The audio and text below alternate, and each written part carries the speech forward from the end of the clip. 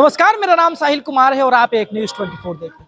जी हाँ, वक्फ संशोधन बिल दोनों सदनों से पास हो चुका है, लेकिन लगातार अभी भी जो है विरोध चला। जहां बिहार में नेता प्रतिपक्ष तेजस्वी यादव और विपक्षी महागठबंधन पूरी तरह से इसका विरोध कर रहे हैं, तो दूसरी तरफ पश्चिम बंगाल में उनके मुख्यमंत्री ममता बनर्जी पहले ही कह चुके हैं कि संशोधन बिल यहाँ न चले। जहां आपको बता दें कि वहीं हेमंत सोरेन जो है अब कह रहे हैं कि इसका भी विरोध करेंगे, हम अपने राज्य में तो इसको लागू ही नहीं होने देंगे। हमारे साथ बातचीत करने के लिए उप मुख्यमंत्री श्री विजय सिन्हा जी हैं, उनका जवाब सुनिए जरा। उल्लंघन किया है, संविधान का अपमान किया है। तार तार करने वाले पहले क्षमा मांगे और नौटंकी करना बंद करें।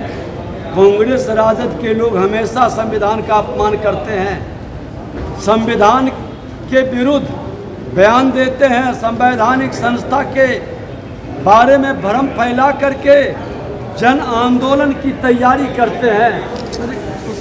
ऐसे मानसिकता के लोग संविधान के हितैषी कतई नहीं हो सकते। उन्होंने भाजपा को आरक्षण चोर आरक्षण खोर कहा। सबसे बड़े आरक्षण का दुश्मन अगर जो कोई देश में है तो परिवारवाद की राजनीति करने वाला, जो संविधान के भावनाओं के विपरीत उच्चस्थ पद पर अपने परिवार के आरक्षण को रिजर्व कर दिया। ऐसे मानसिकता के राजद कांग्रेस के लोग आरक्षण के भी विरोधी हैं और संविधान के भी विरोधी हैं। विजय साहब, वक्फ अधिनियम के खिलाफ कल पश्चिम बंगाल में गोलियां चली हैं, 2 बच्चे के साथ 2 लोग मारे गए हैं। ममता बनर्जी ने भी कह दिया कि ये कानून हम लागू नहीं करेंगे।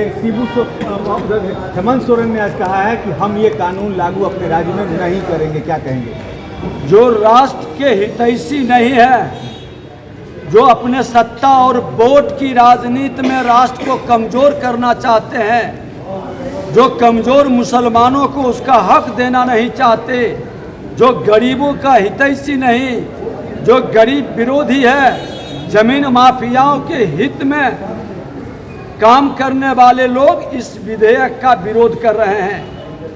ये भू माफिया का सहयोगी है, ये जमीन माफियाओं का सहयोगी है और ऐसे मानसिकता के लोगों के ऊपर सरकार चुप नहीं बैठेगी। केंद्र सरकार पूरी ताकत से इनके मानसिकता को कुचलने का काम करेगा। विजय साहब तो ये भी कह रहे हैं, ये भी लगा रहे हैं और राजद की तरफ से इनका स्वागत करने का बात कहा जा रहा है। राजद तो सबसे पहले जमीन माफियाओं का सरगना रहा है, जिसका पुत्र ही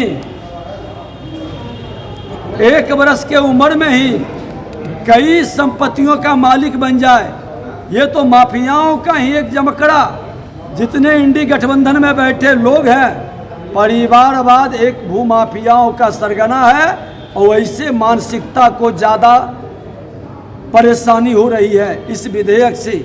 लेकिन ये विधेयक गरीब मुसलमानों का और भारत का संविधान के अनुकूल ये विधेयक है। लोकसभा में जिस पर बहस हुआ, सब पार्टी ने भागीदारी किया, वोटिंग हुआ, उसके बाद ये विधेयक पास हुआ।